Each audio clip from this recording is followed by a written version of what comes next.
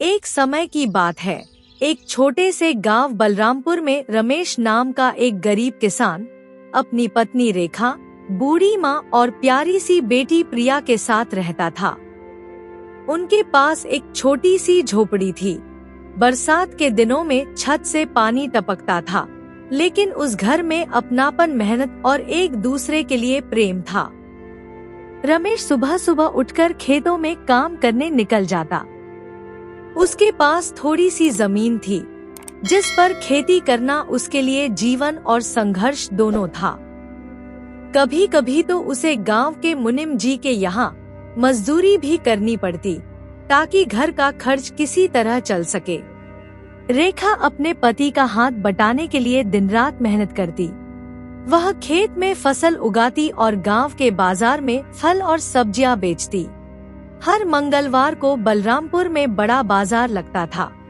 उस दिन रेखा सुबह सुबह ताजे फल और सब्जियां भरकर निकल पड़ती। उसकी मधुर आवाज पूरे बाजार में गूंज उठती। सब्जी ले लो, फल ले लो, ताजे ताजे टमाटर ले लो, हरी भरी भिंडी, प्याज, लौकी ले लो, 20 रुपए किलो, 20 रुपए किलो। लोग उसकी सच्चाई और मेहनत को जानते थे, इसलिए पूरे गांव के लोग उसी से सब्जियां खरीदा करते थे।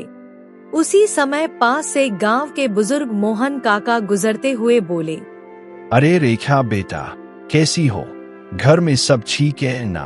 और हमारी छोटी प्रिया कैसी है? सब कुछ बढ़िया है काका।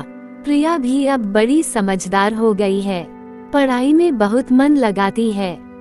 आज काकी दूसरे गांव गई है, तो मुझे खुद ही रसोई बनानी है। मुझे थोड़ा टमाटर दे दो बेटा। रेखा ने 1 किलो टमाटर तोलकर थैली में डाल दिए।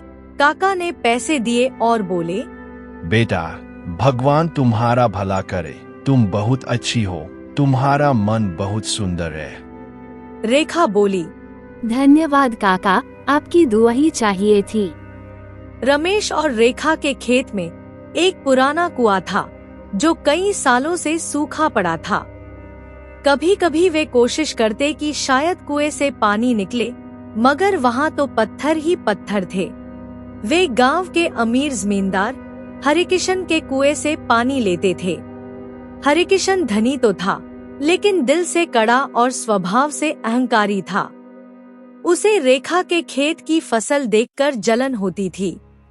एक दिन जब रेखा खेत में काम कर रही थी, तभी हरिकिशन अपनी मोटी धोती संभालते हुए वहां आया और बोला, अरे रेखा, कैसी हो? तुम्हारी फसल तो खूब लहलहा रही है। रेखा ने सिर झुकाकर कहा, जी, भगवान की कृपा है और आपकी भी, जो आप हमें अपने कुएं का पानी लेने देते हैं। हरिकिशन कहता है, बस यही बात करने आया हूँ। अब मैं तुम्हें अपने कुएं का पानी नहीं दूंगा। काका, पर क्यों? अभी तो गर्मी आने में 2-3 महीने हैं। आप पानी नहीं देंगे तो मेरे खेतों की फसल सूख जाएगी। हरिकिशन कहता है, मुझे अपनी फसल की चिंता है। मेरे कुएं में पानी कम हो गया है। अब हर कोई मेरे पानी पर निर्भर नहीं रह सकता। तुम अपने कुएं को खुद ठीक करो। इतना कहकर वह वहां से चला गया। रेखा की आंखों में आंसू भर आए। वह चुपचाप घर लौटी। घर पहुंचकर उसने सब कुछ रमेश को बताया। रमेश कुछ देर तक चुप रहा, फिर बोला, भाग्यवान, अब क्या किया जाए? अगर पानी नहीं मिला तो हमारी सारी मेहनत मिट्टी में मिल जाएगी। आप चिंता मत करो, भगवान हमारी परीक्षा ले रहे हैं। वे जरूर कोई रास्ता निकालेंगे। रमेश कहता है, ठीक है, कल मैं हरिकिशन काका से खुद जाकर बात करता हूँ। अगले दिन वह हरिकिशन के घर पहुँचा। हरिकिशन काका, मैं रमेश। रेखा ने बताया कि आपने पानी बंद कर दिया है। हाँ, मैंने ही मना किया है। पानी मेरा है, कुआं मेरा है। गर्मी आने पर मुझे ही पानी की जरूरत होगी। रमेश ने उससे विनती की, काका, बस 2 महीने की बात है। मैं आपके पैर पड़ता हूँ, मेरा खेत सूख जाएगा। मुझे पानी दे दीजिए। लेकिन हरिकिशन का मन पत्थर जैसा था। वह बोला, यह तुम्हारी समस्या है, मेरी नहीं। रमेश मायूस होकर घर लौट आया। उसने रेखा को सारी बात बता दी। अगली सुबह रमेश ने कहा, रेखा, अब मैं खुद अपने सूखे कुएं को खोदूंगा। मेहनत और विश्वास हो तो पहाड़ भी झुक जाते हैं। दोनों पुराने सूखे कुएं के पास पहुँचे। कुआं पत्थरों से भरा था, पर रमेश ने फावड़ा उठाया और खुदाई शुरू की। रेखा ऊपर से मिट्टी निकालती रही। दिन भर मेहनत के बाद भी पानी का नामो निशान नहीं था, लेकिन दोनों ने हिम्मत नहीं हारी। तीसरे दिन शाम को रमेश का फावड़ा किसी कठोर चीज से टकराया। उसने झुककर देखा, पत्थरों के बीच से पानी की एक बूंद टपकी।